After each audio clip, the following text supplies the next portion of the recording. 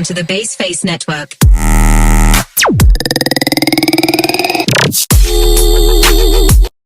Assalamualaikum warahmatullahi wabarakatuh. Perkenalkan, saya Elti Ira Cahyati dengan NIM 3300210001. Izin mempresentasikan pengumpulan tugas EKT 2 mata kuliah Hukum Asuransi yang diampu oleh Bapak Muhammad Amin Effendi SHMH.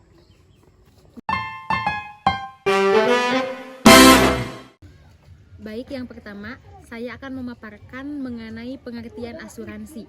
Kata asuransi berasal dari bahasa Belanda, yaitu assurance, yang dalam hukum Belanda disebut verzekering, yang artinya pertanggungan. Kemudian berdasarkan Undang-Undang Nomor 2 Tahun 1992 tentang usaha perasuransian yang menjelaskan bahwa yang dimaksud dengan asuransi atau pertanggungan adalah perjanjian antara dua pihak atau lebih dengan pihak penanggung mengikatkan diri kepada tertanggung dengan menerima premi asuransi untuk memberikan pergantian kepada tertanggung karena kerugian, kerusakan, atau kehilangan keuntungan yang diharapkan. Istilah asuransi menurut pengertian realnya adalah iuran bersama untuk meringankan beban individu kalau beban tersebut menghancurkannya. Konsep asuransi yang paling sederhana dan umum adalah suatu persediaan yang disiapkan oleh sekelompok orang yang bisa tertimpa kerugian guna menghadapi kejadian yang tidak dapat diramalkan, sehingga bila kerugian tersebut menimpa salah seorang di antara mereka, maka beban kerugian tersebut akan disebarkan ke seluruh kelompok. Selanjutnya saya akan menjelaskan beberapa poin terkait tugas atau peran dari asuransi. Yang pertama, mengalihkan resiko. Tugas utama asuransi adalah mengalihkan resiko dari tertanggung atau pihak yang diasuransikan kepada penanggung atau perusahaan asuransi. Dengan membayar premi, tertanggung dapat mengalihkan resiko kerugian potensial kepada perusahaan asuransi. Yang kedua, penggantian kerugian. Asuransi bertujuan untuk memberikan kompensasi atau ganti rugi jika terjadi kerugian yang dijamin dalam polis asuransi. Perusahaan asuransi akan membayar klaim kepada tertanggung sesuai dengan ketentuan polis. Yang ketiga, perlindungan finansial. Asuransi memberikan perlindungan finansial kepada tertanggung dengan menjamin penggantian kerugian yang timbul akibat resiko-resiko yang diasuransikan. Ini membantu menjaga stabilitas keuangan individu atau bisnis. Yang keempat, akumulasi dana. Dalam beberapa jenis asuransi seperti asuransi jiwa, premi yang dibayarkan juga digunakan untuk mengakumulasi dana investasi. Dana ini dapat digunakan untuk tujuan seperti dana pensiun atau warisan. Yang kelima, manajemen resiko. Asuransi membantu individu dan bisnis dalam mengelola resiko dengan cara mengidentifikasi, menganalisis, dan mengurangi dampak potensial dari kerugian yang mungkin terjadi. Yang keenam, pendistribusian kerugian. Asuransi mendistribusikan kerugian di antara sekelompok tertanggung yang menghadapi resiko serupa. Dengan demikian, beban kerugian tidak hanya ditanggung oleh satu individu atau bisnis saja. Kemudian yang ketujuh, promosi perdagangan dan industri. Asuransi memfasilitasi aktivitas perdagangan dan industri dengan memberikan perlindungan terhadap resiko-resiko terkait. Ini membantu menciptakan lingkungan yang lebih kondusif untuk aktivitas bisnis. Tugas-tugas tersebut mencerminkan peran penting asuransi dalam memberikan perlindungan finansial, mendistribusikan resiko, dan mendukung aktivitas ekonomi secara keseluruhan. Selanjutnya, sumber hukum asuransi di Indonesia yang berasal dari beberapa peraturan perundang-undangan. Yang pertama, Kitab Undang-Undang Hukum Dagang atau KUHD pada buku 1, Bab 9 bagian kedua pasal 246 sampai pasal 286 tentang asuransi atau pertanggungan seumurnya mengatur ketentuan umum asuransi di Indonesia. Meskipun KUHD diadopsi dari Wetboek van Kophendel Belanda, namun masih berlaku sebagai sumber hukum asuransi di Indonesia. Yang kedua, Undang-Undang Nomor 2 Tahun 1992 tentang usaha perasuransian. Undang-undang ini mengatur mengenai kegiatan usaha perasuransian, baik asuransi kerugian maupun asuransi jiwa, serta pengawasan terhadap usaha perasuransian. Yang ketiga, peraturan pemerintah dan peraturan menteri. Terdapat beberapa peraturan pemerintah dan peraturan menteri yang mengatur lebih lanjut mengenai aspek-aspek tertentu dalam usaha perasuransian, seperti kegiatan usaha, produk asuransi, perizinan, dan pengawasan. Kemudian yang keempat, Kitab Undang-Undang Hukum Perdata atau KUHP Beberapa ketentuan dalam KUH Perdata seperti buku 3 tentang perikatan juga relevan dalam mengatur aspek-aspek tertentu dalam perjanjian asuransi. Kemudian yang kelima, jurisprudensi dan doktrin putusan-putusan pengadilan dan pendapat para ahli hukum juga dapat menjadi sumber hukum asuransi di Indonesia. Dalam hal ini terdapat kekosongan norma atau ketidakjelasan dalam peraturan perundang-undangan. Selain itu, terdapat pula peraturan-peraturan khusus yang mengatur jenis-jenis asuransi tertentu seperti asuransi sosial, asuransi pertanian, asuransi kesehatan, asuransi, dan sebagainya. Sumber-sumber hukum tersebut memberikan landasan hukum bagi kegiatan hukum usaha, perasuransian, dan perlindungan hukum bagi pihak-pihak yang terlibat dalam asuransi di Indonesia. Materi selanjutnya mengenai perjanjian asuransi. Yang pertama-tama saya akan menjelaskan mulai dari pengertian perjanjian. Perjanjian menurut pasal 1313 KUH Perdata, perjanjian adalah suatu perbuatan dengan mana satu orang atau lebih mengikatkan dirinya terhadap satu orang atau lebih lainnya. Ketentuan pasal ini kurang tepat karena ada beberapa kelemahan yang perlu dikoreksi. Kelemahan-kelemahan tersebut adalah sebagai berikut. Yang pertama, hanya menyangkut sepihak saja. Yang kedua, kata perbuatan mencakup juga tanpa konsensus. Yang ketiga, pengertian perjanjian terlalu luas. Dan yang terakhir, tanpa menyebut tujuan. Kemudian pengertian perjanjian asuransi. Dalam Kitab Undang-Undang Hukum Dagang pasal 246 disebutkan bahwa asuransi atau pertanggungan adalah suatu perjanjian dengan mana seorang penanggung mengikatkan diri kepada seorang tertanggung dengan menerima suatu premi untuk memberikan pergantian kepadanya karena suatu kerugian, kerusakan atau kehilangan keuntungan yang diharapkan yang kemungkinan akan dideritanya akibat dari suatu evenement. Kemudian dari pasal 246 Kitab Undang-Undang Hukum Dagang di atas bahwa sifat-sifat asuransi adalah dapat diuraikan seperti di bawah ini. Yang pertama, bahwa asuransi itu pada asasnya adalah suatu perjanjian kerugian. Dalam hal ini jelas bahwa penanggung mengikat diri untuk mengganti kerugian karena pihak tertanggung menderita kerugian dan yang diganti itu adalah seimbang dengan kerugian yang sesungguhnya diderita. Kemudian yang kedua, bahwa asuransi adalah suatu perjanjian bersyarat, artinya kewajiban mengganti rugi dari penanggung hanya dilaksanakan kalau peristiwa yang tertentu atas mana ditiadakan asuransi itu terjadi.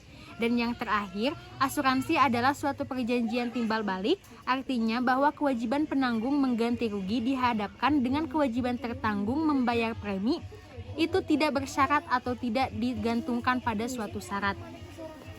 Kemudian syarat-syarat perjanjian asuransi. Berdasarkan pasal 1320 Kitab Undang-Undang Hukum Perdata, syarat-syarat perjanjian adalah satu kesepakatan.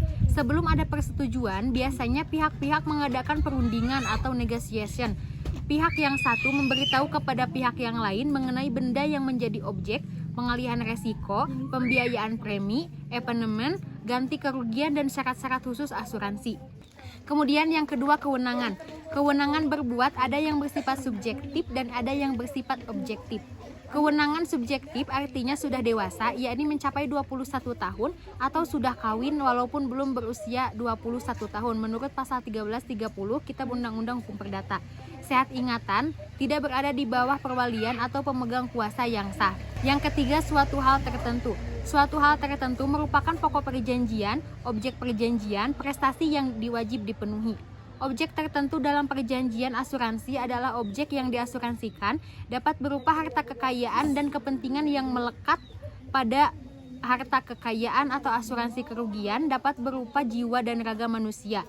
Yang keempat, suatu sebab yang halal atau kausa yang halal. Undang-undang tidak mempedulikan apa yang menjadi sebab orang mengadakan perjanjian. Yang diperhatikan atau yang diawasi oleh undang-undang ialah isi perjanjian. Apa yang menggambarkan tujuan yang hendak dicapai oleh pihak-pihak, apakah dilarang oleh undang-undang atau tidak, apakah berketentangan dengan ketertiban umum dan kesusilaan atau tidak, berdasarkan pasal 1337 Kitab Undang-Undang Hukum Perdata. Kemudian terjadinya perjanjian asuransi. Untuk menyatakan kapan terjadinya perjanjian asuransi yang dibuat oleh tertanggung dan penanggung itu terjadi dan mengikat kedua belah pihak, teori perjanjian yaitu yang pertama, teori tawar-menawar. Menurut teori ini, setiap perjanjian hanya akan terjadi antara kedua pihak apabila penawaran dari pihak yang satu dihadapkan dengan penerimaan oleh pihak lainnya atau sebaliknya. Kemudian hasil yang diharapkan adalah kecocokan atau kesesuaian penawaran dan penerimaan secara timbal balik antara kedua belah pihak. Yang kedua, teori penerimaan. Menurut teori penerimaan, saat terjadi perjanjian tergantung pada kondisi konkret yang dibuktikan oleh perbuatan nyata atau menerima atau dokumen perbuatan hukum atau bukti penerimaan. Melalui perbuatan nyata atau dokumen perbuatan hukum, baru dapat diketahui saat terjadi perjanjian, yaitu tempat, pada hari dan tanggal perbuatan nyata atau penerimaan itu dilakukan, atau dokumen perbuatan hukum atau bukti penerimaan itu ditandatangani atau diparaf oleh pihak-pihak. Perjanjian asuransi ketika setelah mencapai kesepakatan antara tertanggung dan penanggung, hak dan kewajiban timbal balik terjadi saat itu bahkan sebelum polis ditandatangani berdasarkan pasal 257 ayat 1 Kitab Undang-Undang Hukum Dagang. Polis ini merupakan alat bukti tertulis untuk membuktikan bahwa asuransi telah terjadi berdasarkan pasal 285 ayat 1 Kitab Undang-Undang Hukum Dagang. Selanjutnya, subjek dan objek perjanjian asuransi. Yang pertama, subjek asuransi. Subjek asuransi adalah pihak-pihak dalam asuransi, yaitu pemegang dan tertanggung, adalah pendukung kewajiban dan hak. Penanggung wajib memikul resiko yang dialihkan kepadanya dan berhak memperoleh pembayaran premi. Sedangkan tertanggung wajib membayar premi dan berhak memperoleh pembayaran premi. Sedangkan tertanggung wajib membayar premi dan berhak memperoleh penggantian jika timbul kerugian atas harta miliknya yang diasuransikan. Penanggung harus berstatus sebagai perusahaan badan hukum, dapat dibentuk perseroan terbatas atau PT, perusahaan perseroan atau persero atau koperasi. Tertanggung dapat berstatus sebagai perseorangan, persekutuan atau badan hukum, baik sebagai perusahaan atau bukan perusahaan. Dalam hal ini, sebagai subjek hukum adalah PT, asuransi dan calon tertanggung yang mengadakan perjanjian asuransi kebakaran. Kemudian yang kedua adalah objek asuransi. Dalam pasal 268 Kitab Undang-Undang Hukum Dagang menjelaskan tentang hal-hal yang dapat menjadi objek asuransi, ialah segala kepentingan. Yang satu dapat dinilai dengan jumlah uang, yang kedua dapat diancam dengan macam-macam bahaya, yang ketiga tidak dikecualikan oleh undang-undang. Adapun yang menjadi objek asuransi kebakaran, yang pertama, benda asuransi adalah harta yang mempunyai nilai ekonomi yang dapat dihargai dengan sejumlah uang. Benda asuransi selalu berwujud, misalnya gedung pertokoan, rumah, kapal, dan lain sebagainya. Yang kedua adalah kepentingan. Mengenai kepentingan ini diatur dalam pasal 250 Kitab Undang-Undang Hukum Dagang bahwa setiap perjanjian asuransi harus terdapat kepentingan di dalamnya. Jika tidak ada kepentingan atas benda yang diasuransikan, penanggung tidak berkewajiban membayar klaim ganti kerugian. Dalam suatu asuransi, jika benda yang diasuransikan lenyap atau rusak, tertanggung yang berkepentingan akan mendapatkan ganti kerugian dari penanggung, yakni jumlah nilai kepentingannya yang diperjanjikan dalam asuransi. Dalam asuransi kerugian, kepentingan harus dapat dinilai dengan uang berdasarkan pasal 268 Kitab Undang-Undang Hukum Dagang. Kemudian yang selanjutnya materi tentang polis asuransi. Yang pertama, pengertian polis. Menurut pasal 255 Kitab Undang-Undang Hukum Dagang, perjanjian asuransi harus dibuat secara tertulis dalam bentuk akta yang disebut polis. Selanjutnya, pasal 19 ayat 1 Peraturan Pemerintah Nomor 73 Tahun 1992 menyatakan polis atau bentuk perjanjian asuransi dengan nama apapun berikut lampiran yang merupakan satu kesatuan dengannya tidak boleh mengandung kata-kata atau kalimat yang dapat menimbulkan penafsiran dan yang berbeda mengenai resiko yang ditutup asuransinya, kewajiban penanggung dan tertanggung atau mempersulit tertanggung mengurus haknya.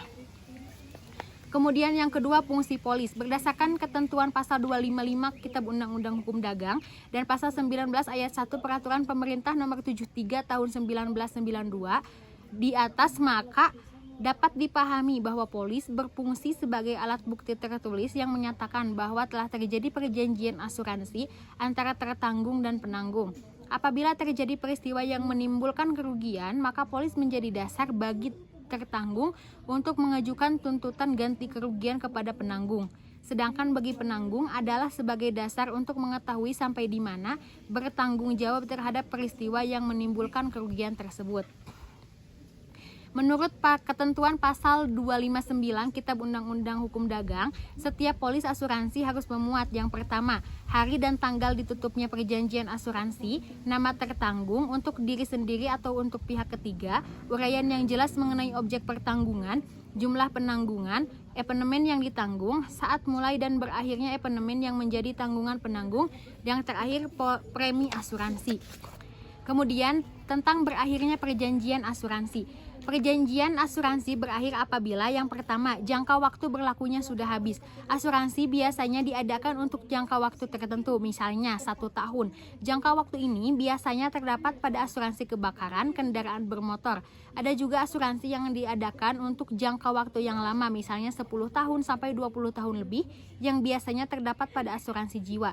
Jangka waktu asuransi tersebut ditetapkan dalam polis. Kemudian perjalanan berakhir.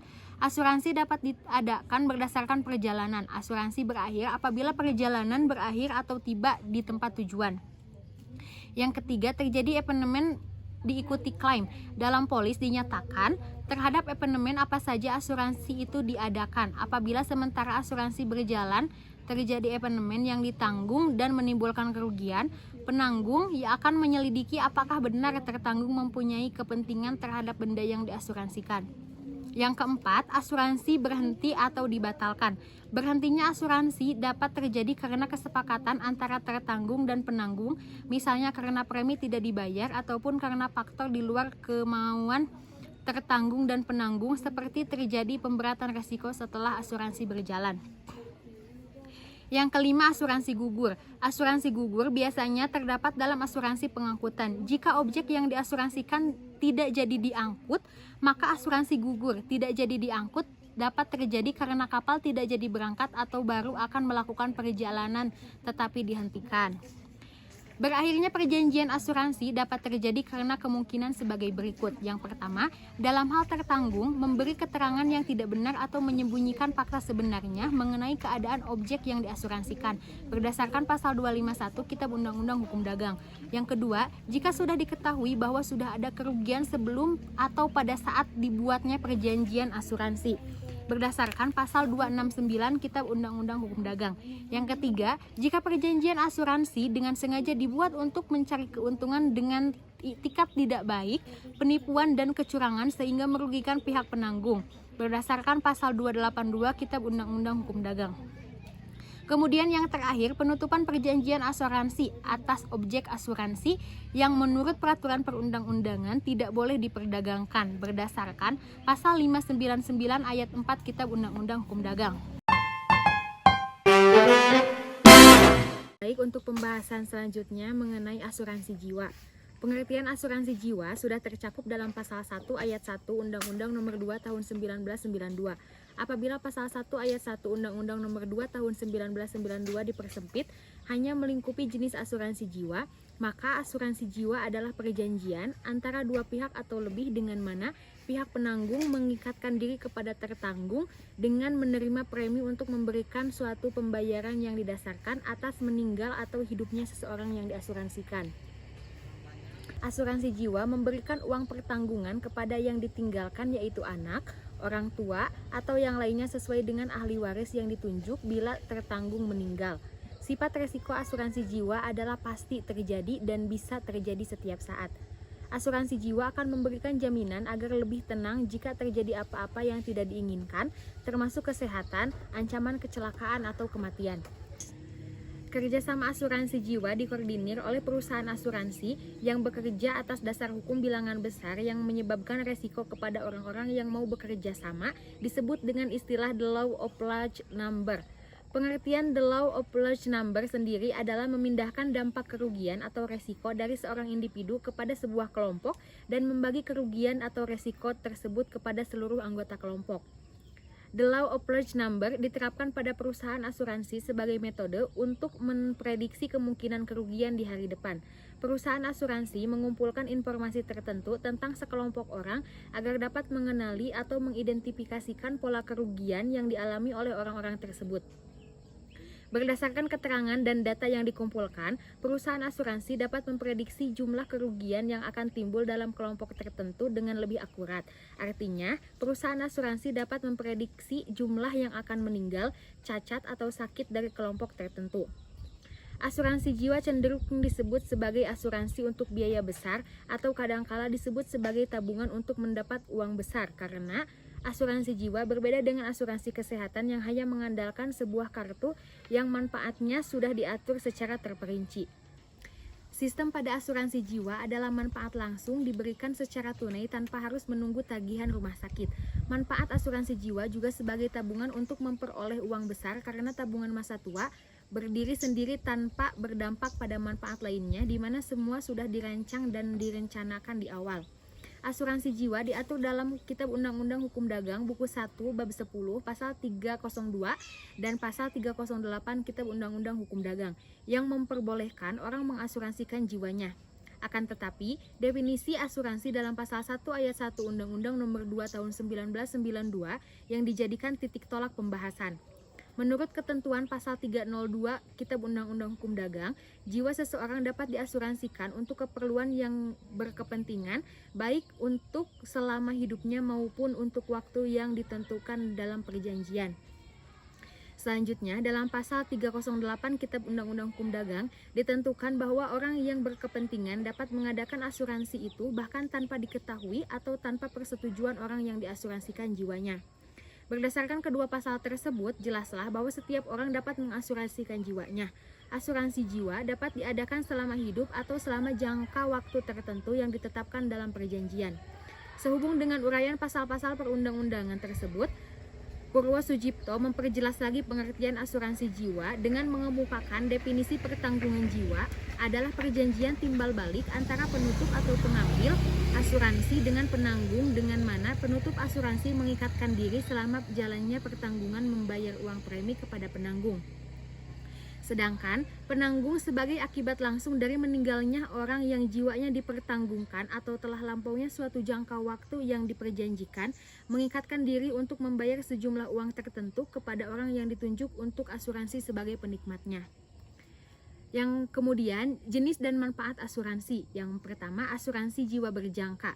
Ciri khas ini terletak pada proteksi maksimum dengan preminya yang relatif rendah. Jenis produk ini menarik bagi calon tertanggung yang mempunyai kebutuhan asuransi besar namun daya belinya terbatas. Nasabah yang cocok dengan polis ini adalah yang pertama, calon pemegang polis yang ingin memproduksi masa kerja anaknya. Yang kedua, calon pemegang polis yang baru meniti karir.